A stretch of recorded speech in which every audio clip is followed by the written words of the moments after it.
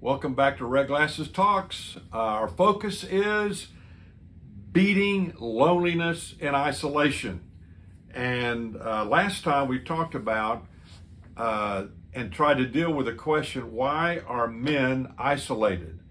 We also said that this all applies to women, but I'm focusing on men because I think the women are probably a little more advanced in some of these areas than men. So last time we said men are isolated for several reasons, and we're going to continue that today, but let me give a little review. We said, number one, most men are isolated because they want to go it alone. They're loners. If you know anything about Western movies from years ago, John Wayne, he was or at least he came across as a loner. Most men can't admit they're hurt. They struggle with admitting their needs and their hurts. Also, I think men really find it difficult to share their emotions. Men have emotions, but most of the time they stifle their emotions. And especially in their marriage, if their wife is inclined to want to be in touch with her own emotions, it's really nice if the husband is willing to share some of his emotions too. Well, that's a whole nother subject. Most men don't talk about stuff that really matters. And then most men, we said, have inadequate role models. So let's add a couple more today. Men are inordinately competitive. Even if they're not competing themselves, have you ever been to a Little League baseball game or any kind of young children's athletic contest? Have you ever watched the fathers in the stands? Have you ever listened to the fathers in the stands? I mean, it's a reflection of frustration probably that they've had because they weren't very good athletically, or perhaps they find all their identity in the success of their children. Anyway, that's a whole nother deal.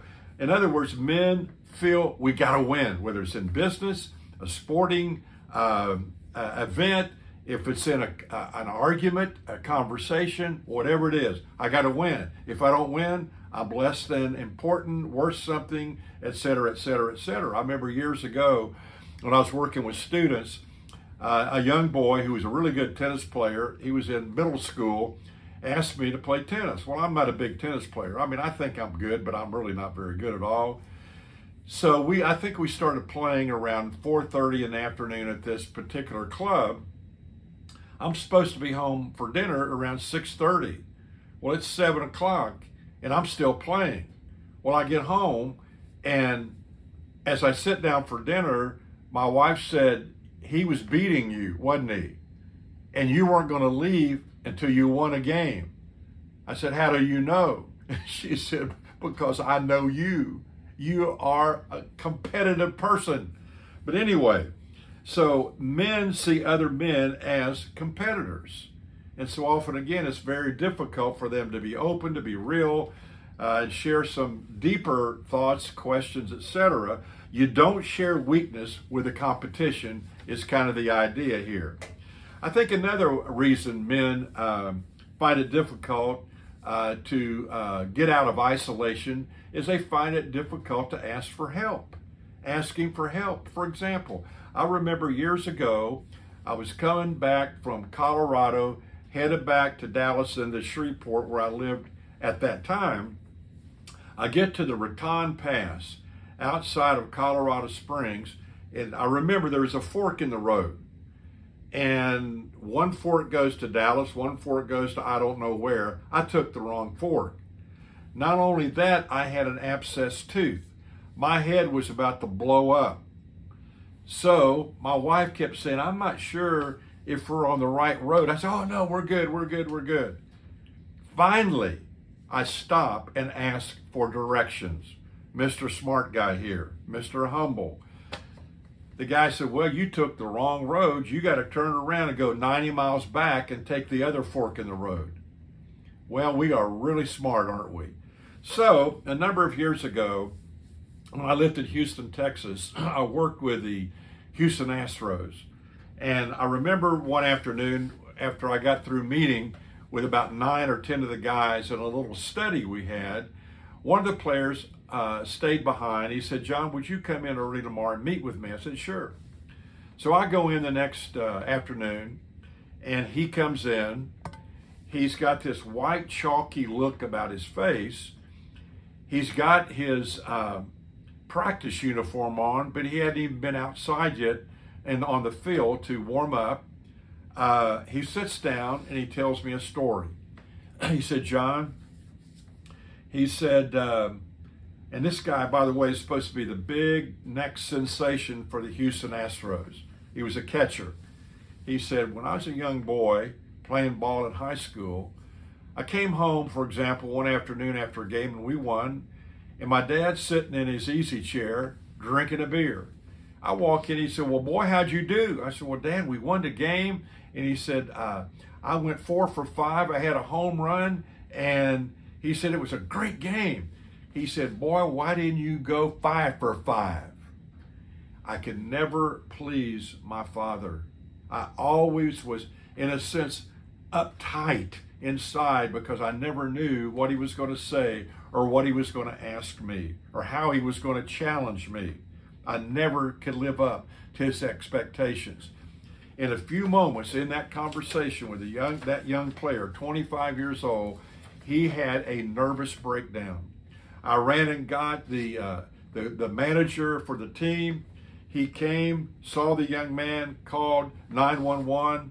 The ambulance came, took him to the hospital. That young 25-year-old boy never put a uniform or a pair of baseball cleats on again. Thankfully, he did ask for help, but he waited a long time before he asked for that help. You know, I think young men need help when they get married. What is a marriage? How do you be a husband?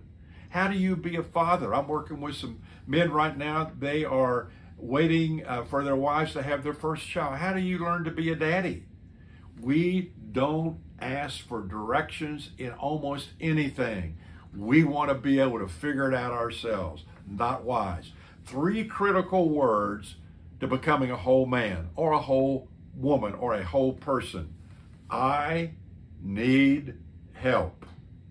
In Galatians chapter number 6, verse 2 and 3, it says this: "Bear, endure, carry one another's burdens and troublesome moral thoughts, and in this way fulfill and observe the perfect law of Christ, the Messiah, and complete what is lacking in your obedience to him.